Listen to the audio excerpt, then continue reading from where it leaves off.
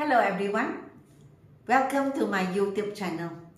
My name is Dr. Lee.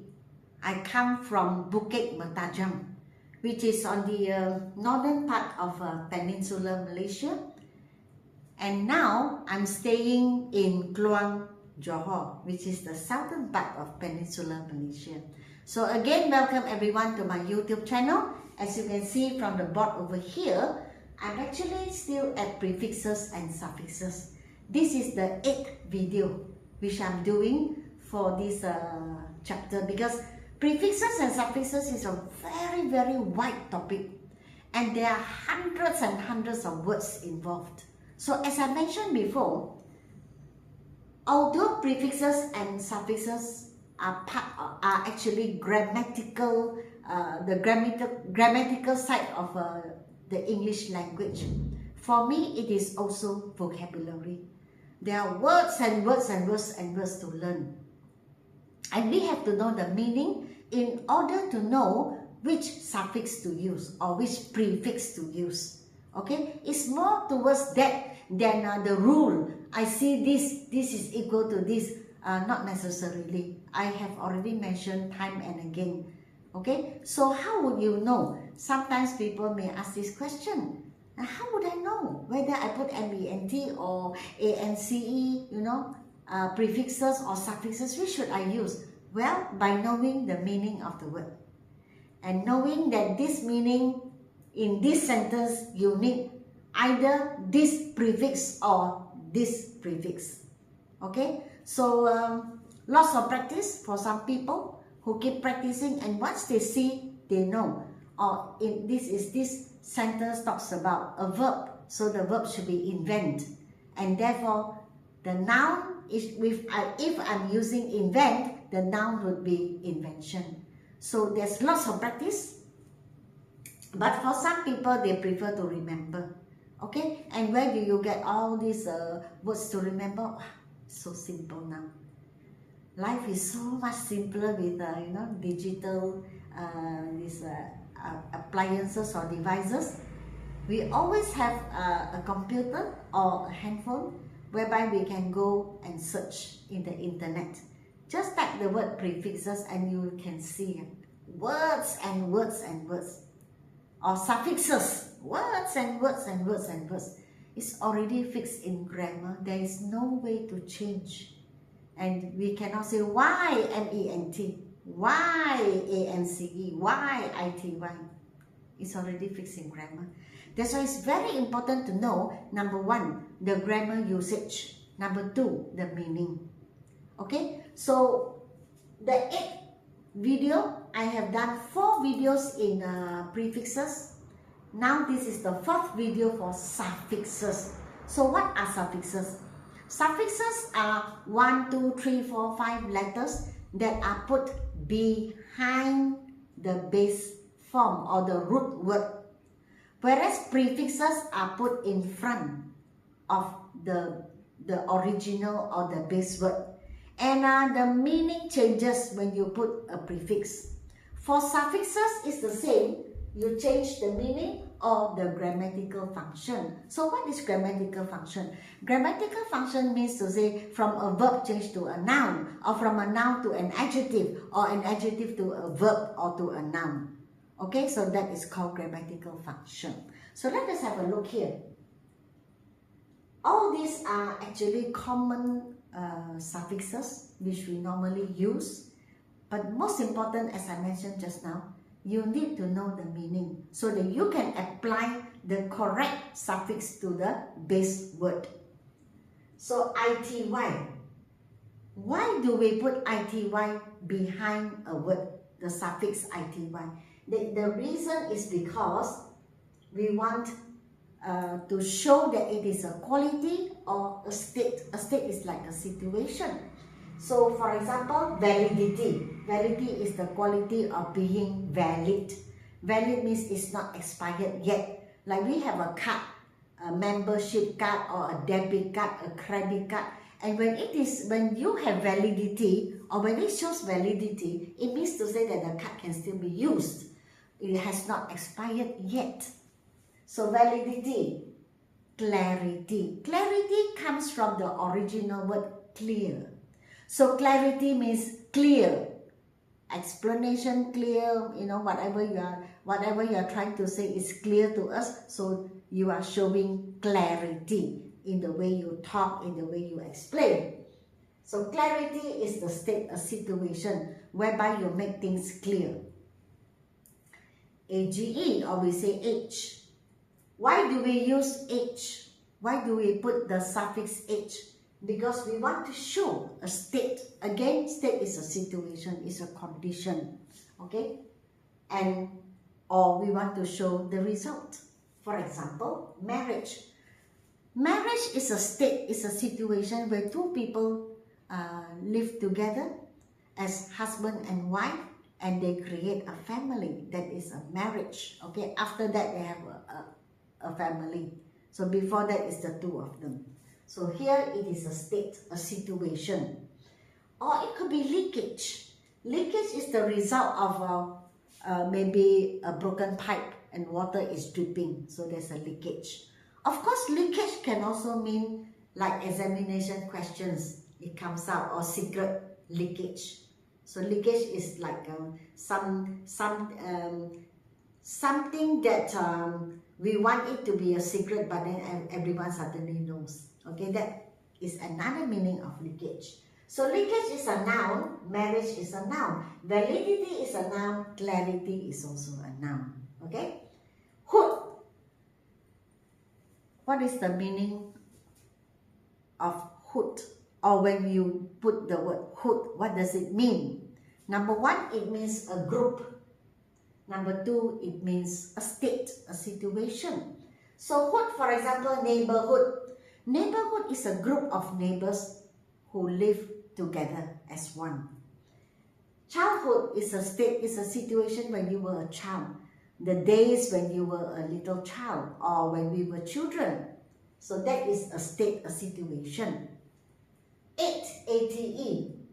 Why do we put the suffix ATE behind the base word? Because we want to show that we want to make something, or we want to cause something to happen. So to make, example, to create is to make something new. To cause, activate. Activate is a simple example, like a debit card or credit card. You need to activate it. To cause it, to cause it to be active. Like you put a new password, so you can use the card. So all your card is activated. Okay, so you cause it to be active, meaning to say you can use it. N or N, I will pronounce as N or EN. The meaning is becoming, or a change of a situation or a state, a condition. Example, brighten, becoming bright. So when you put EN here, it becomes from an adjective, it becomes a verb. Like neighborhood, childhood, they are nouns.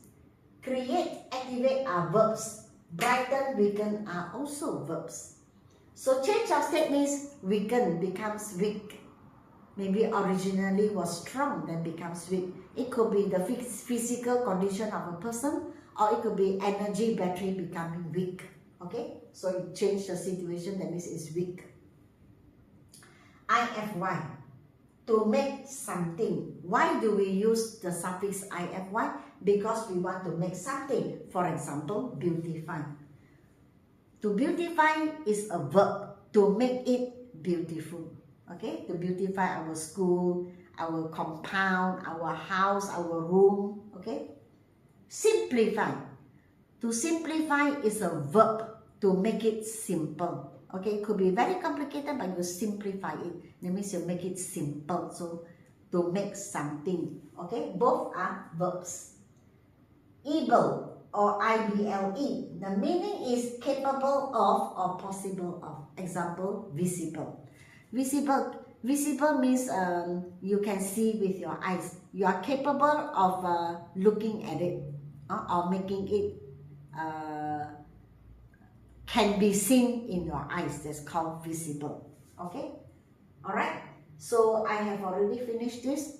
There are so many more.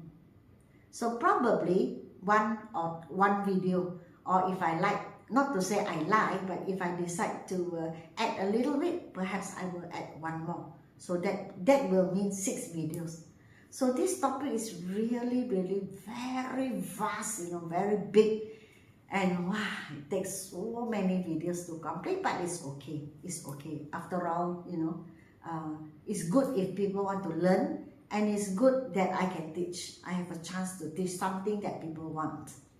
Now the exercise, this is the homework I gave you. Suffixes er, al, ise, ion, ness, and able. All these are called suffixes. So you're going to add behind the words that I have given, so you can check and see if you got them correct. Now sick. Sick is an adjective.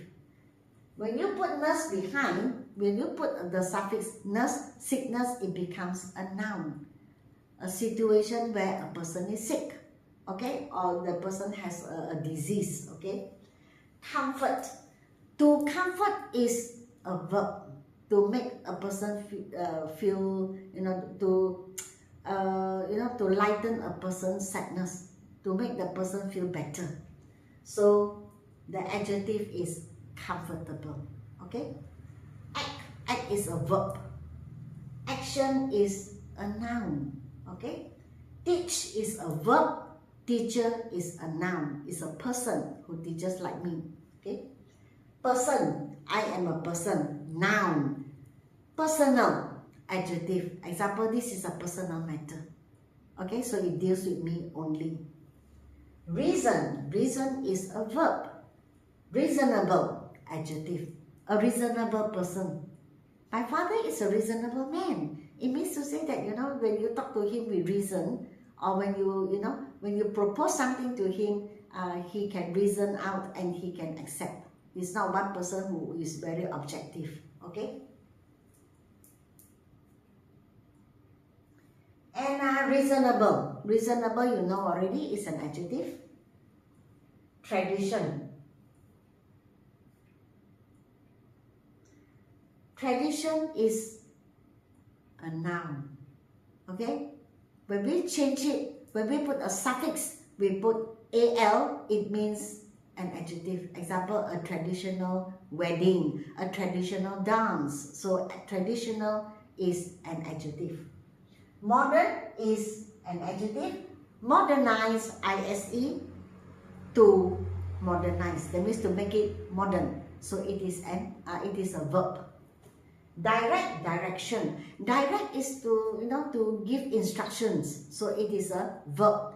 Direction is a noun. I think you know, isn't it? The direction to a place. Buy, buyer. Buy is a verb. Buyer is a person who buys. So therefore, buyer is a noun, a common noun. Author. Author, a person who writes books, that is an author. Or a person who gives you authority, okay? So authorize is to give power, or to give power to a person. So I authorize you to sign on my behalf. That means I give you the power to do it. Dry, dryness. Dry is an adjective. Dryness is a noun. Season, seasonal. Season is a noun. Fruit season, rainy season, dry season, or spring, summer, autumn, winter. These are seasons. But when you put an al, it becomes seasonal. Example, seasonal fruits. Fruits that come out during a certain season. Like durian, I believe the durian is a seasonal fruit. Or rambutan, or mangosteen, okay? Weak, weakness. Weak is an adjective. Weakness is a noun, okay? I think all of us have weaknesses. Strengths and weaknesses, okay? Our weakness could be also a situation where a person is very weak. It could be that as well. Enjoy, enjoyable. Enjoy is a verb. I enjoy myself. But now our adjective is enjoyable. We had an enjoyable holiday. Okay? Lead, leader. To lead is a verb. A leader is a noun. A leader is a person who leads. Invent. To invent is a verb. Invention is a noun. Like the lamp is an invention. Okay, something that people create. Final, finalize. Final is an adjective. But like sometimes you watch, like programs on TV, the final season, that means the last season, or during the final term when you are studying. Finalize is to make it final. So let us say we are doing a project. Okay, today we will finalize the project. That means we let it come to an end. That's called to finalize. So finalize is a verb. Alright, so I have already taught you this and this. So the next video I will still teach because I feel that there are some more I would like you to know, to learn. So I will be teaching suffixes again, but tomorrow I will be giving you new homework based on this 1 to 7, so that you have a chance to practice and you have a chance to know. Alright, so that's all from me this time. If you want to buy my book, Level 1 and Level 2, please WhatsApp to me.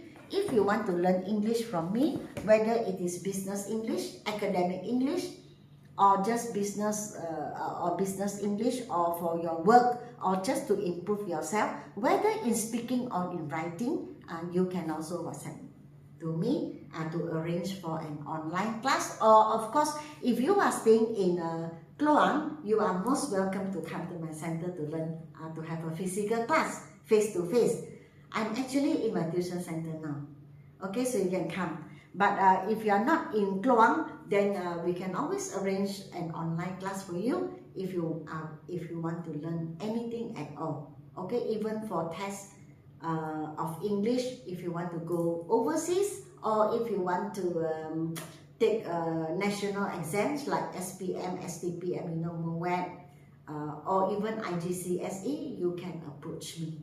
Okay, we can always conduct an online class, but do remember that you need to WhatsApp and not to phone me, because when you call, I may be doing something else and it's not convenient for me to answer your call.